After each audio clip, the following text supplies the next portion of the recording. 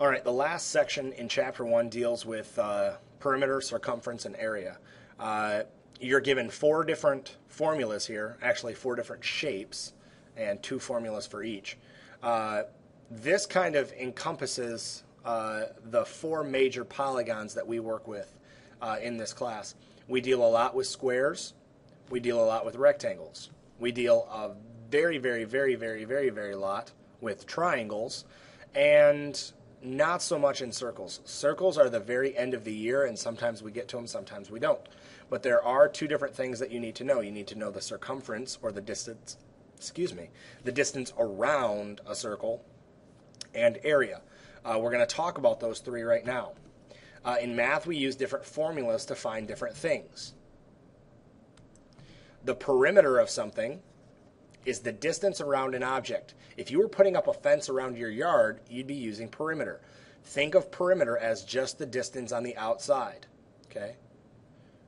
The distance on the outside of the room that you're in, that's perimeter. You're not worried about the area inside it. You're worried about the distance on the outside, like the walls. That's perimeter. Area is the amount of space an object takes up. If you want to put carpet down in your house or paint a wall, you'd be using area.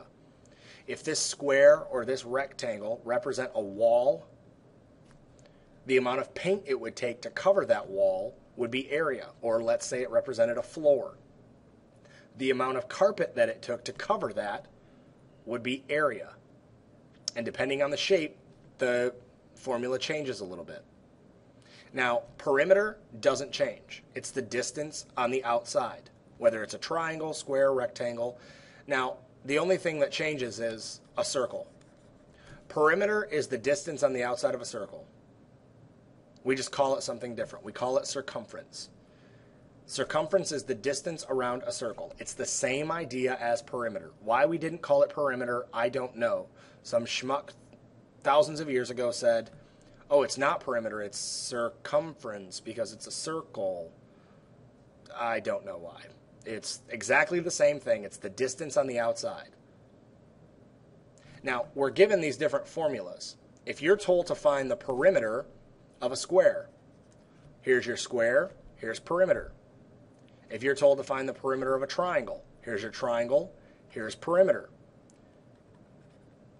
If you're told to find a rectangle, the perimeter of a rectangle, there's your P equals P equals P equals. And just remember that if you're told to find circumference, it's the same as the distance on the outside, it's perimeter. There are actually two different formulas you can use, one using diameter and one using radius. We'll talk about that in a second.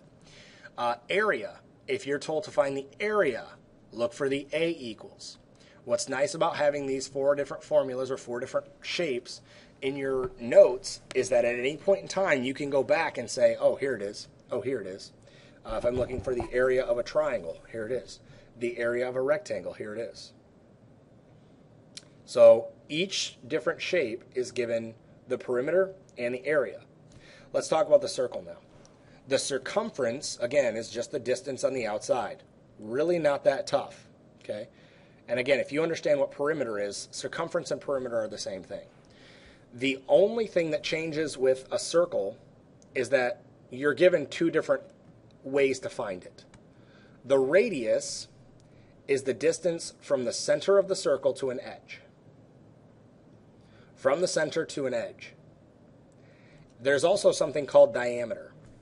The diameter is the distance across the circle through the center. It cuts a circle in half, so to speak. Well, if you really pay attention, you'll notice that a radius is half a diameter, okay, because it's the distance from the center to the edge. Or you could say that if you draw two radius, you just drew a diameter.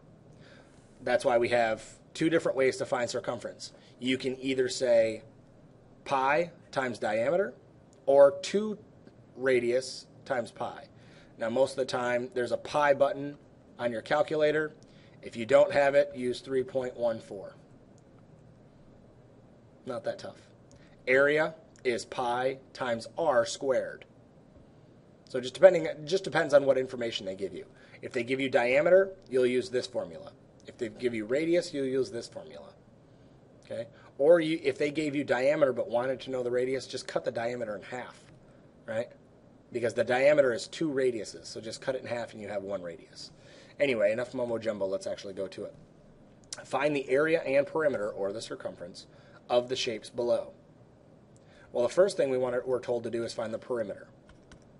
This is a square. How do I know it's a square? Because all 4 sides are the same. In a rectangle, all 4 sides can't be the same.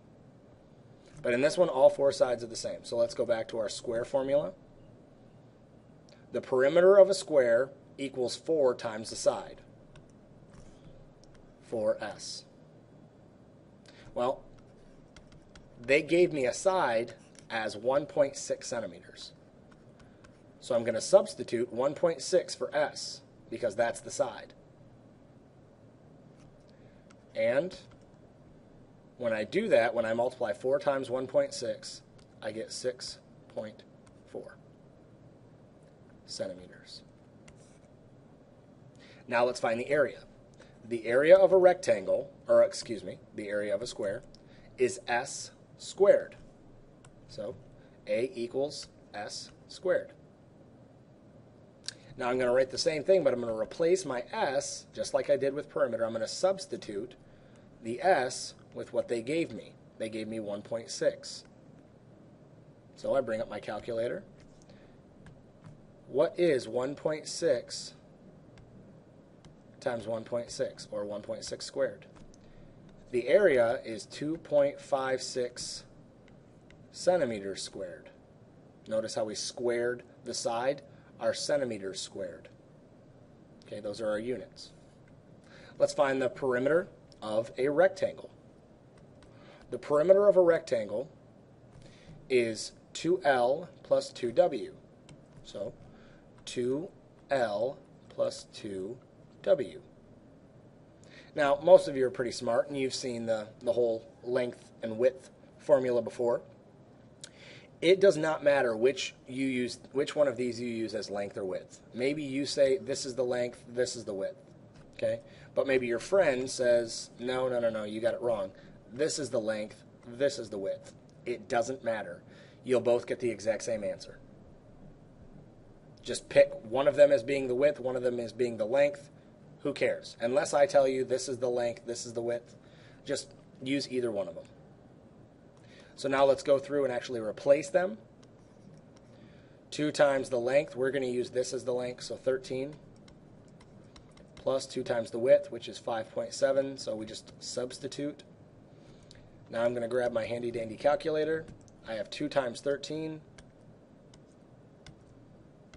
which is 26, plus 2 times 5.7, which is 11.4. 26 plus 11.4 should be 37.4. And that's got meters on it. Not that tough. Write the formula. Again, here's the geometry. We substitute our values in, so there's the algebra. And then we solve it using algebra. And then we write our answer. Now, the area of a rectangle is length times width. I want you to go through and solve for the area of that rectangle right now. Pause the video, and then when you're ready, go ahead and hit play. All right, hopefully you had enough time to solve for the area of the rectangle. We used the formula A equals length times width. We substituted the values for length and width, 5.7 and 13. Again, it doesn't matter which one you use because the answer ends up being the exact same. Grab your calculator. 5.7 times 13 is 74.1. We have to throw on a meters because they gave us, if they didn't tell us what we were using, maybe it was 13 grapefruits, okay? Unless they tell us what we have to use as our length or as our width or as our unit, we don't have to necessarily label it. But they gave us our unit, so we have to use it. And because we're using area, it has to be squared. So we get 74.1 square meters, or meters squared. Let's go to the circle. And right now, let's first identify what they've given to us. Did they give us D or R? Did they give us the diameter or the radius as far as the information? They gave us the radius. So when you're finding circumference, make sure you use the one that's with radius. And if I go back, that's 2 pi r, or 2r pi. The other one uses diameter, but this one uses radius. So that's the one we're going to use. 2 times r times pi. And then the area is pi times r squared. I want you to go through and I want you to solve for the circumference and the area of this circle. Pause the video, and then when you're ready, go ahead and hit play. Okay, hopefully you had enough time to go away. Nobody wants you here. Hopefully you had enough time to solve for the circumference and the area of this circle using your r that they gave you as 2, or 2 yards. Circumference equals 2r times pi. So we substitute the 2 in for the r and say 2 times 2 times pi.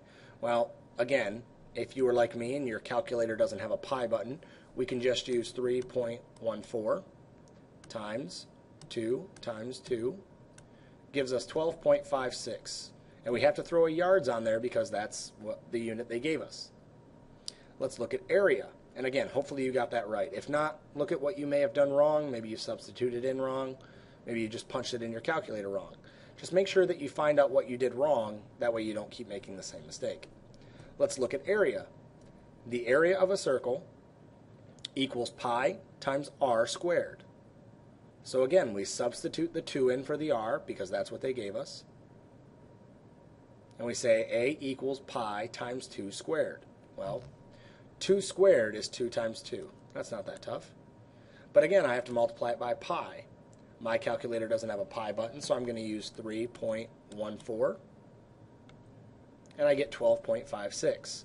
You'll notice that that's the exact same size as our circumference. But the only thing that's different is our yards. Circumference deals with a distance around, so that's just yards. But area, anytime you have area, you have to make sure that your units are squared. Whether it's a square, we have centimeters squared. If it's a rectangle, we have meters squared. Here we dealt with our circle. It's yards squared. So just be able to use those 3 different shapes, or in this case, 4 different shapes. Substitute in the values that they gave you, and then be able to solve for the area, the perimeter, or maybe the circumference. That's it. It's a very short, simple lesson dealing with perimeter, circumference, and area. Let's go ahead and take a look at your homework now.